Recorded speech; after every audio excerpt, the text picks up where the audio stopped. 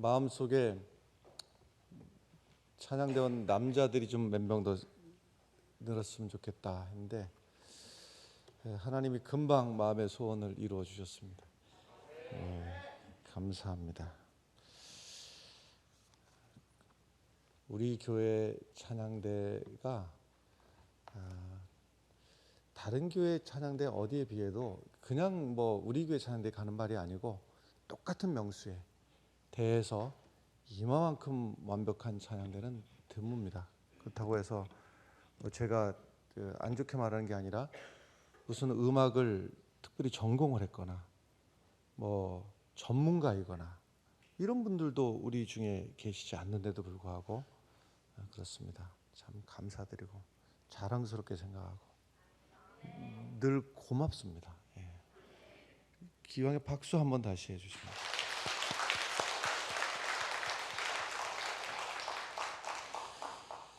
할렐루야.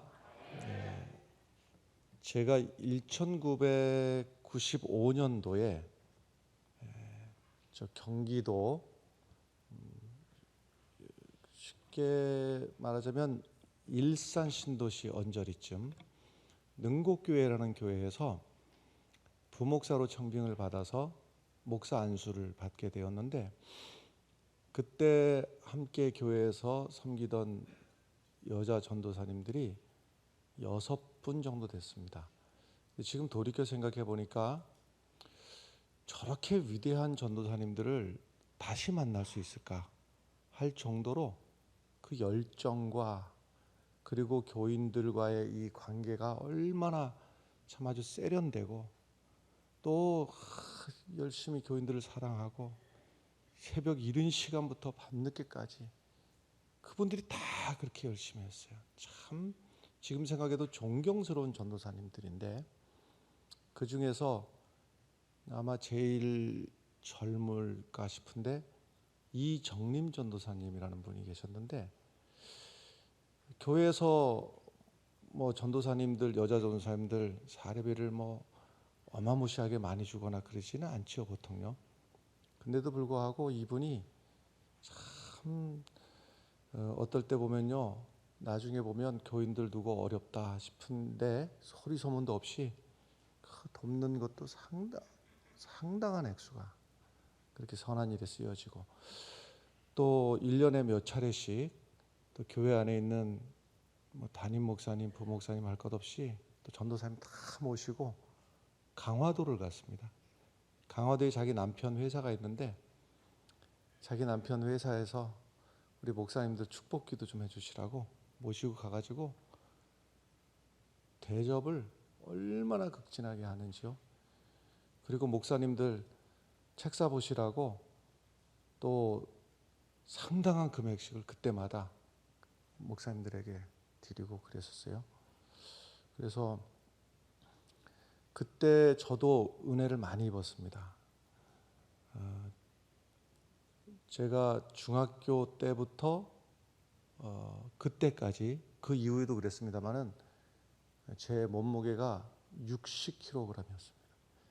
키가 182인 사람이 60kg면은 그때 사진을 보면 불쌍해서 못 보겠어요.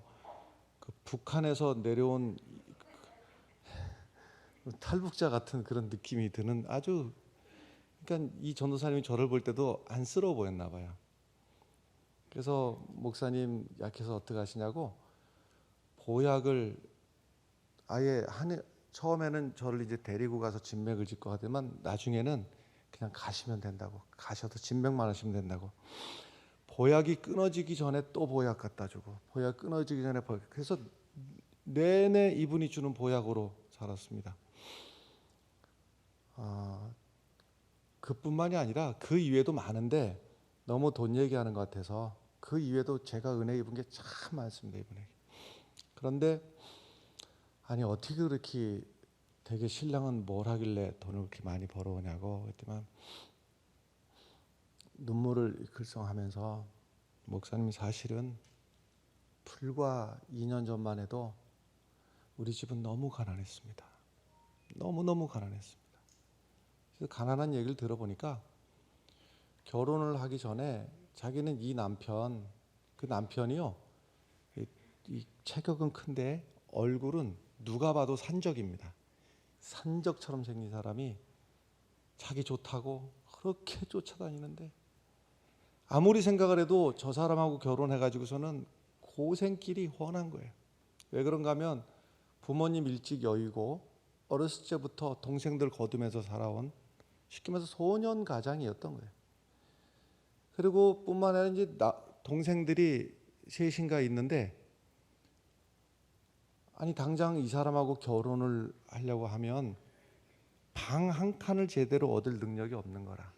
그렇다고 직장이 어디 뭐 대단한 직장이 있는 것도 아니고, 그럼에도 불구하고 참 사랑이라고 하는 것은 막을 수가 없죠. 그렇게 구애를 해서 이제 그 사랑을 받아들이고 결혼을 했는데, 결혼해서 자녀도 낳고 하는데 두 내외에다가 시동생들 셋 있다가 자녀에다가 도대체 몇 명입니까 이게 지금? 그래서 방을 얻었는데 월세방을 전세 얻을 능력도 안 되고, 월세방이 미닫이로다가 이렇게 여는 방인데 이쪽 길이가 짧은 거예요. 그러니까 이 짧은 쪽으로다가 누우면 다 못 눕고, 긴 쪽으로 누우면은 누울 수는 있는데 다 가족이 문을 못 닫아. 짧으니까. 그러니까 방법은 그래도 누워야 되잖아요. 그래서 그 중에서도 키 짧은 사람은 간신히 머리 닫고 누울 수가 있는데, 키가 큰 사람은 미닫이 문을 열고 발을 밖에 내놓고 신발 신고 이러고 잠을 잤다는, 이불을 두껍게 덮고. 그러니까 방이 좁아서 그 가족들이 다 누울 수가 없을 공간에서 월세를 내고 살았던 게 2년 전 얘기라는 거예요. 그래서 어떻게 그렇게 잘 살게 되냐고 갑자기.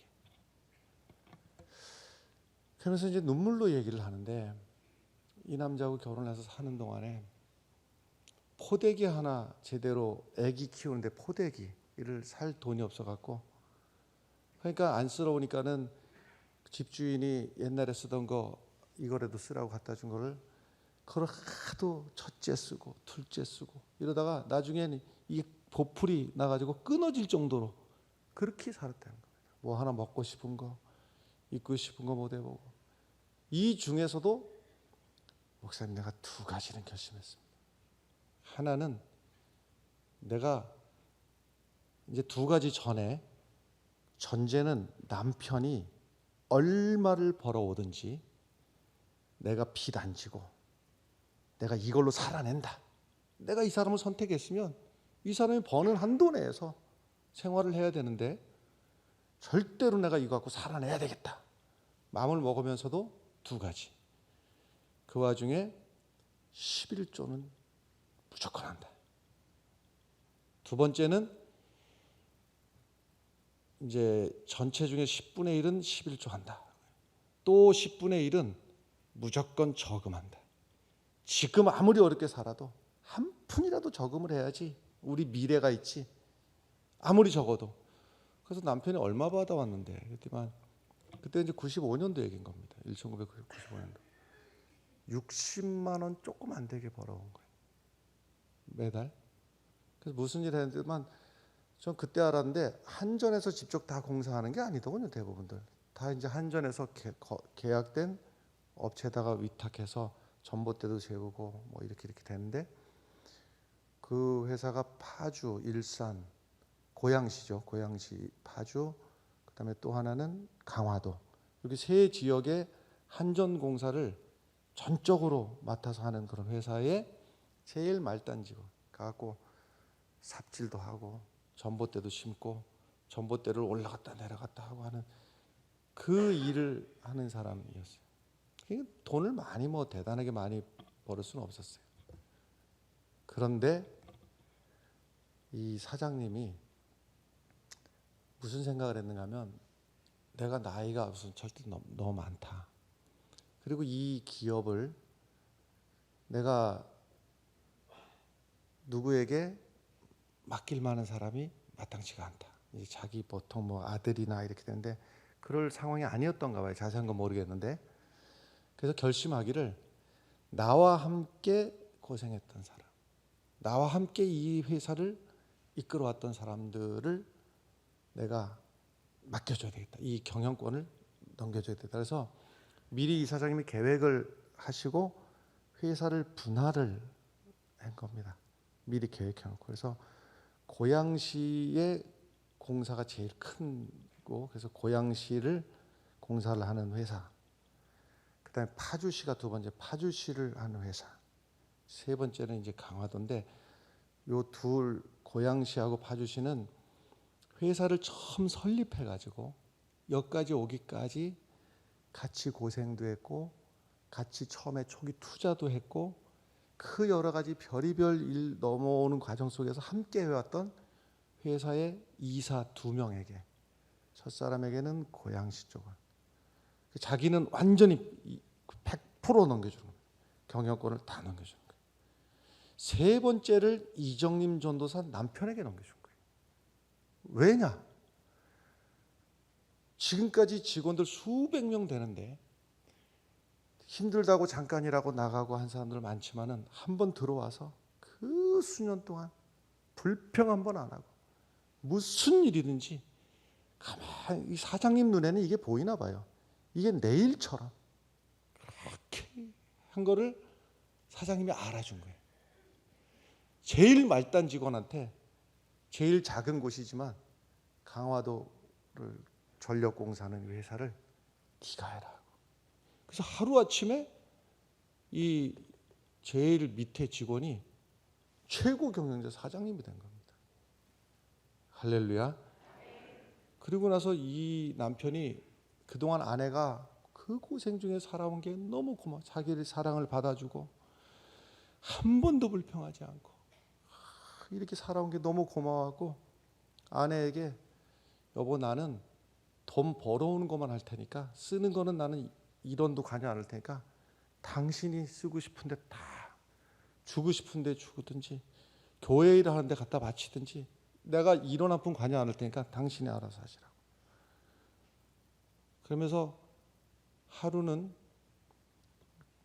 이제 이런저런 얘기를 하다가, 목사님 어제 저녁에 무슨 일이 있었는지 아십니까? 아니 지하 주차장으로 퇴근한 사람이 내려오라고 그래갖고, 왜 내려오라지만 내려와 보면 안다고. 그냥 내려갔더니만은 이걸 나 혼자 들을 수가 없다고 자루가 2개를 차에서 끄집어냈는데 나 혼자 2개를 못 들겠다고 같이 들자고. 그래서 뭐냐고 했더니 돈보따리라고. 돈을 급하게 이렇게 여기저기서 하여튼 갑자기 회수가 된 거를 갖고 그걸 들고 왔는데, 남편은 산적이라고 그랬잖아요. 지고 갔는데 자기는 질질질 돈자루 끌어보신 적 있어요? 그래서 자기도 엘리베이터까지는 간신히 갖다 놨는데 그 다음에 힘 빠져갖고 그냥 갖다 던져놓고 왔다고. 그런 얘기예요. 그런데 이 부인한테 얼마나 잘하는지 말이죠. 어느 날 소나타를, 그때 소나타라는 게 처음 나올 때예요. 소나타를 사와가지고서는 줬는데, 이거 신방 다니는데 2차 타고 다니라고. 근데 이제 눈이 아주 쬐끔했어요. 눈 때문에 사고 날 일도 아닌데 그냥 운전 미숙으로다가 교회 앞에 있는 전봇대를 어떻게 슬쩍 들이받았는데 푹 들어갔어요. 뭐 그 큰 사고를 할 건 아니고 그냥 차가 좀 푹 들어갔는데, 놀래가지고 우리 마누라 죽겠다고, 이놈의 차 안 되겠다고. 차가 무슨 잘못이에요? 제 마누라 잘못이지. 이 차가 아주 일하고는 안 되겠다고. 다음 주에 그랜저를 뽑았어요. 그리고 저녁에 퇴근하면 말이죠, 꼭 하는 일이, 키가 보통 2개잖아요. 아내 하나 키고 자기 키 하나 갖고 있고, 자기 차에서 내려서 아내 차를 갈아타고 꼭 동네 한 바퀴를 돌아요. 혹시 차가 이상했는 데 없나, 불편하신 데 없나. 그래서 꼭 들리는 코스가 뭐 1km를 운행했던 10km 운행했던 주유소를 무조건 들려서 무조건 가득해요. 그래서 아예 그 주유소는 이 차 들어오면 날마다 오는 차니까 어떨 때는 1,000원 넣기도 하고 5,000원 넣기도 하고 아주 그래. 어떨 때 많이 넣기도 하고. 그 다음은 정비소를 무조건 가요. 한번 돌아보라고 어디가 문제가 있는지 날마다. 그리고 차가 조금 깔끔하면 그냥 들어오지만은 요만큼이라도 뭐 지저분한 우리 마나님 불편하시다고 세차를 싹 해가지고선 그리고 저녁에 딱 갖다 놓고 내일도 편안하게 쓰시옵소서.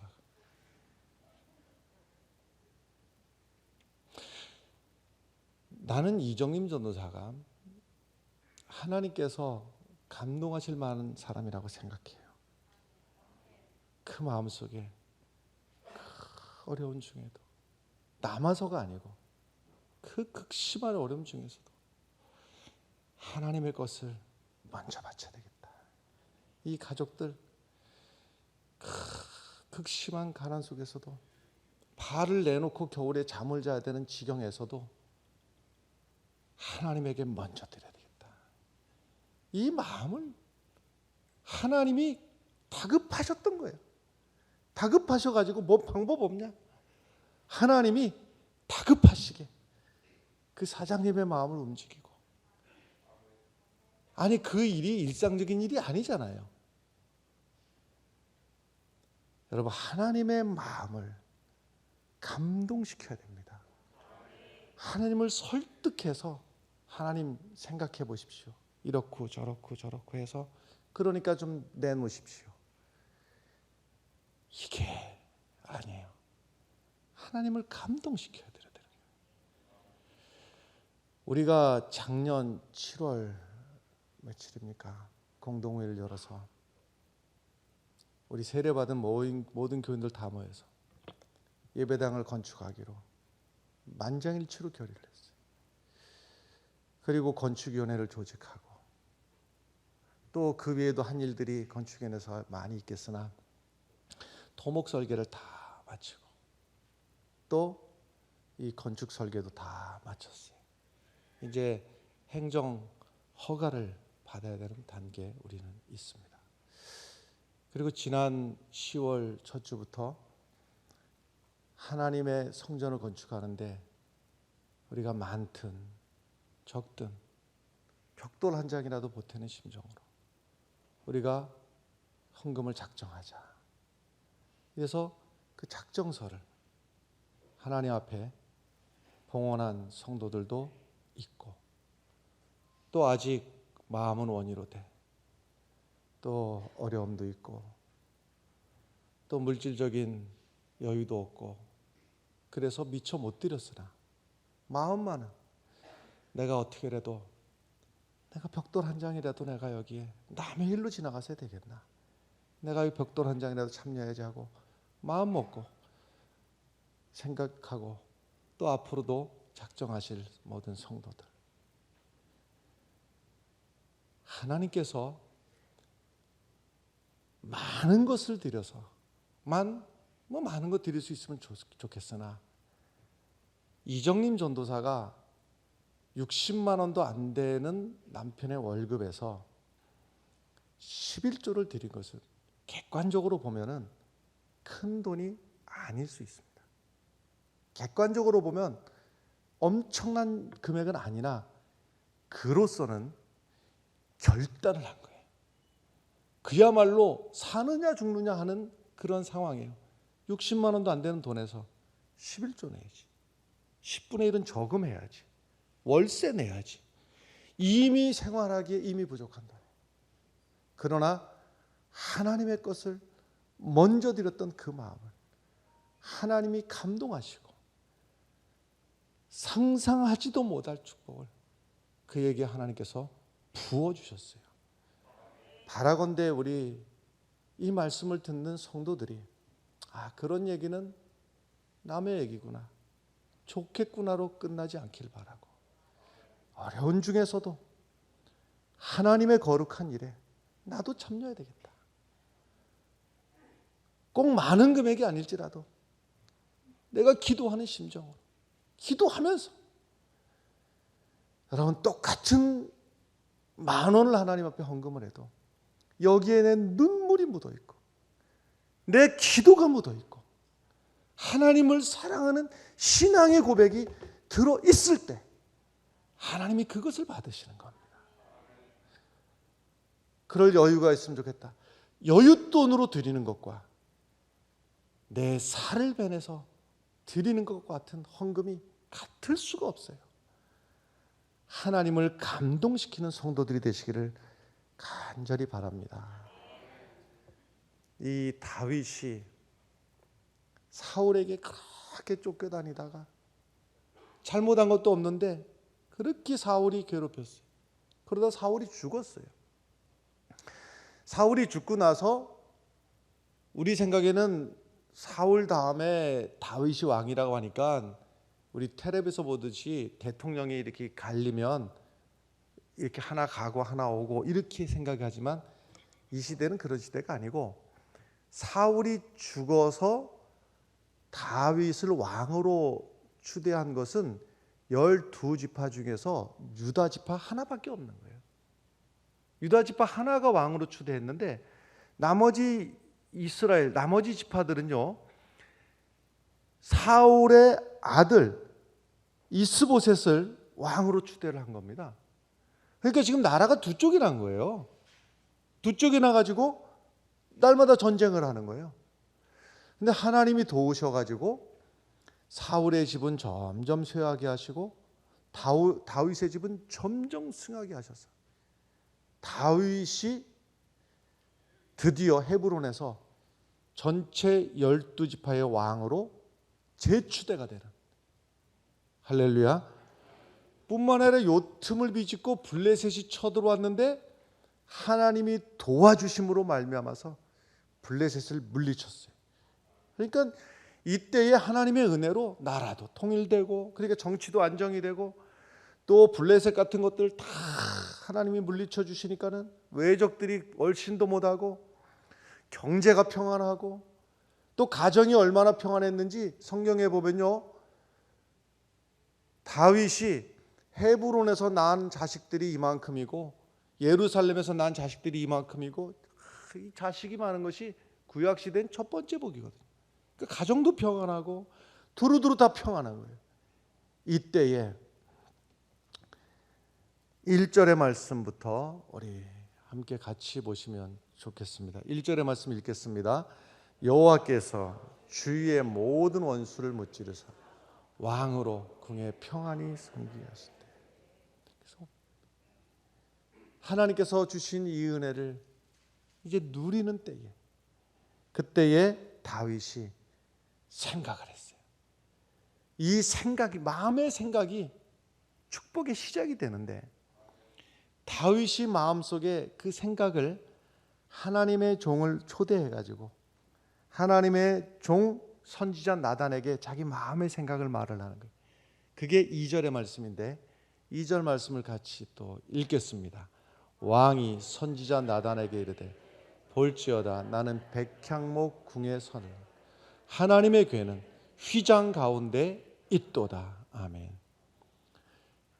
이 말씀이 무슨 말씀인가 하면, 나는 이렇게 좋은 집에 사는데, 나는 이렇게 좋은 백향목 궁궐에 사는데 하나님의 궤는 휘장 가운데, 다시 말해서 천막으로 덮어놓고 있으니 내가 하나님을 위해서 하나님의 전을 내가 지어드리고 싶습니다. 이 얘기를 한 거예요. 그러니까 나단 선지자가 그 생각 그대로 하시지요. 생각난 대로 그대로 하십시오. 이제 이렇게 둘이서 얘기를 주고받았습니다. 주고받았는데 나단 선지자가 잠을 자는데 하나님이 나단 선지자에게 나타나셔가지고 말씀을 하시는 거예요. 다윗이 내 집을 지어준다고 그랬어. 근데 이 말투가 뭐냐면 하나님이 좋으셔가지고 다윗이 나한테 진짜 그랬다는 거야. 내 집을 지어주겠다고 다윗이 그랬다는 거야. 하나님이 좋으셔갖고서는요, 말씀이 많아요. 기분 좋은 말 많아지잖아요. 하나님도 그러신가 봐요. 이렇게 길게 말하신 데가 드물어요. 하나님이 길게 말씀하시는, 내가 말이야, 아니 다윗이 나한테 집을 지어주겠다고. 그런데 다윗은 전쟁을 하느라고 손에 너무 피를 많이 묻혔어. 그래서 그 아들 때에 가갖고 성전을 짓게 할 거야. 그러나 그건 그거고, 마음의 생각에 내 집을 지어주겠다고 생각을 했다는 그 생각이 내가 기쁜 거야, 하나님이. 그래서 내가 그 생각을 했는데 내가 세 가지 축복을 다윗에게 주겠다.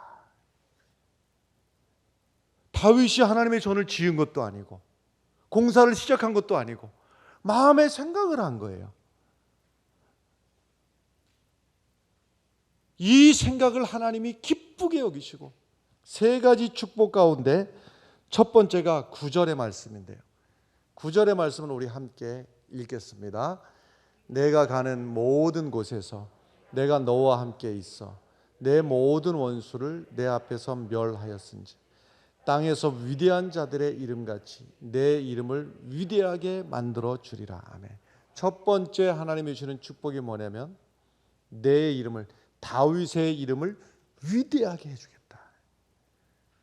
하나님을 생각했던 그 마음을 하나님이 기뻐하시고 내 이름을 위대하게 해주겠다. 우리나라 역사에서 제일 위대하신 분은 누굴까요? 이순신, 위대하신 분이죠. 또 누가 있습니까? 세종대왕 같은 분은 또 만날 수 있을까? 이렇게 위대한 분이 또 있을까? 그러니까 능력도 있으면서 백성을 사랑하는 마음도 있고, 뿐만 아니라요, 능력이요 보통 한쪽으로 치우치거든요. 근데 이분은요, 예술에 대해서, 과학에 대해서, 문학에 대해서, 역사에 대해서 이렇게 다방면에 관심을 갖고 인재를 등용한 경우도 드물죠. 대단하신 분입니다.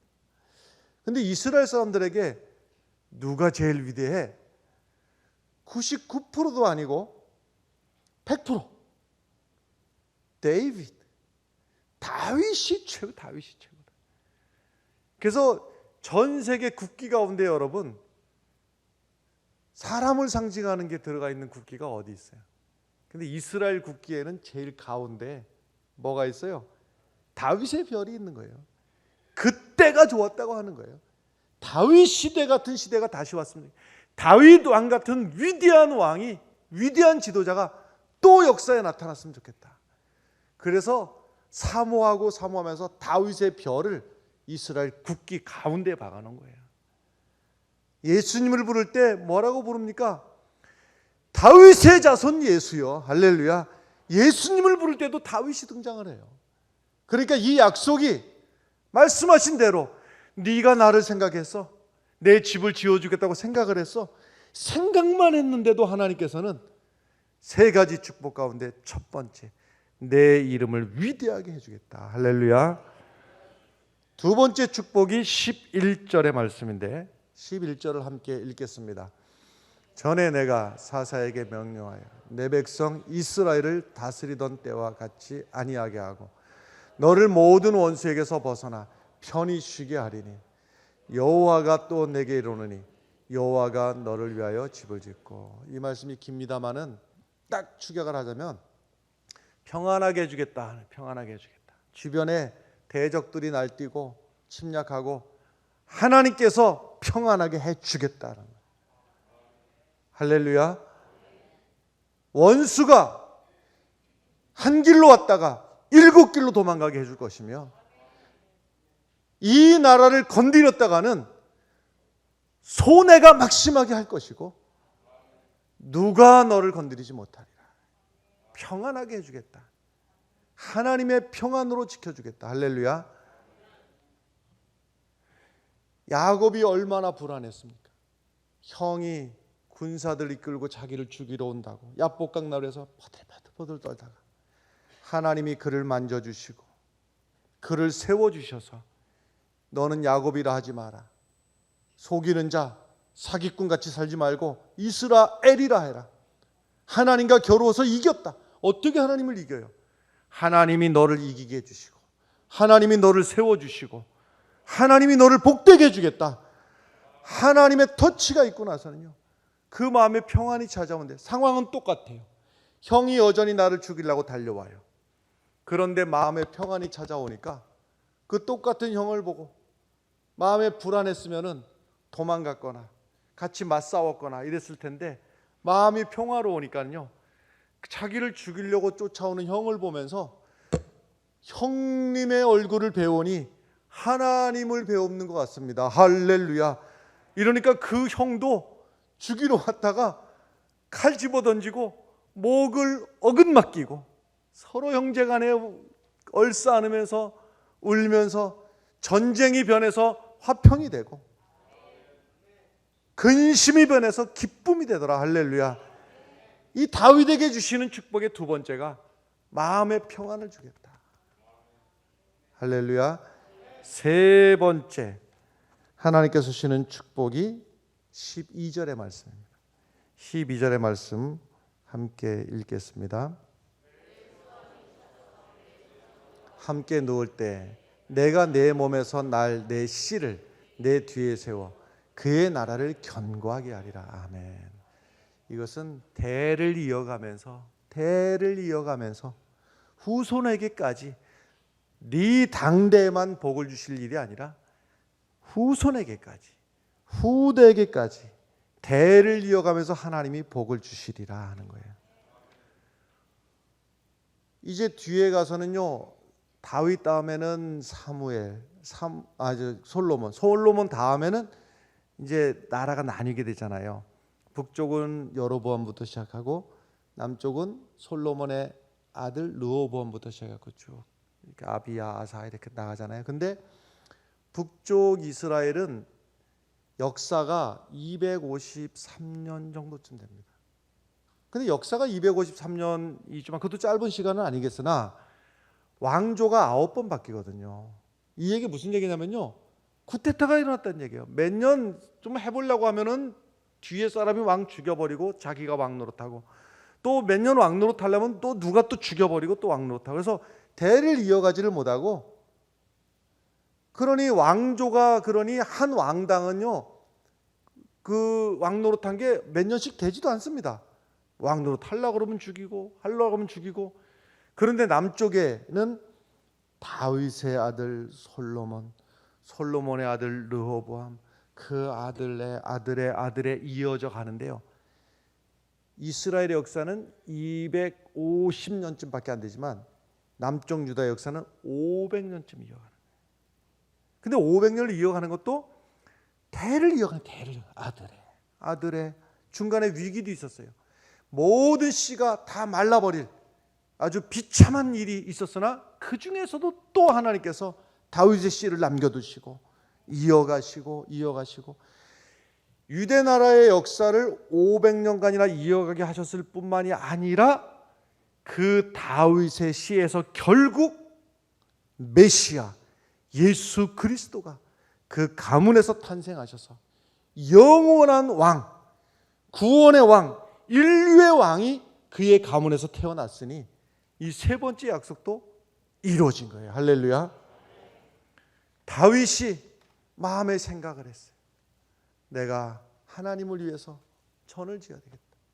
이 마음을 하나님께서 아직 성전을 지은 것도 아닌데 하나님이 기뻐하시고 다윗에게 축복을 주셨어요. 여러분, 성전 건축을 위해서 내가 벽돌 한 장이라도 내가 보태야 되겠다. 내가 이 일에 구경꾼이 돼서 되겠나? 내가 이 일에 축복의 주인공이 되어야 되겠다. 나도 삶이 어렵고 고단하지만 내가 어떻게 해서든지 내가 이 일에 동참해야겠다. 많든지 적든지 나도 같이 해야 되겠다. 그 마음을 하나님께서 복 주시는 거예요. 그 마음부터 하나님의 축복이 열려져 가기 시작하는 거예요. 이미 성전 건축에 작정서를 내신 분들도 그 위에도 하나님의 은혜가 함께 하시기를, 또 아직 미처 이런저런 사유로 내지 못하신 분들도 기도하며 결단하며 내가 이 일에 나도 어떻게 축복의 이야기가 남의 이야기로만 되고 좋겠다로 끝나야 되고 나는 왜 구경꾼이 돼야 되는가? 내가 이참에 이 성전 건축을 하는 이 일에 내가 주인공이 돼야 되겠다. 한 사람도 빠짐없이 마음의 그 생각을 하나님께서 기뻐하시고 복 주시리라고 믿습니다. 여러분, 우리 같은 교단에 송학교의 이준희 장로님 얼마 전에 돌아가셨어요. 얼마 전에 돌아가셨는데 이분이 가진 것도 없는데 교회가 건축을 한다고 하니까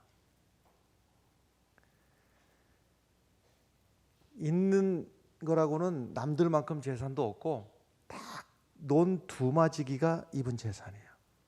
논 두마지기가. 그러니까 농사 짓는 기준으로 보면 이거 갖고 1년 먹고 살기 너무 어려운 상황이에요. 그런데 결단하고 내가 장로로서 하나님 앞에 일단 이게 있으니 이 논 두마지기 하나님 앞에 바칩니다. 바쳤어요. 다들 미쳤다고 그랬어요.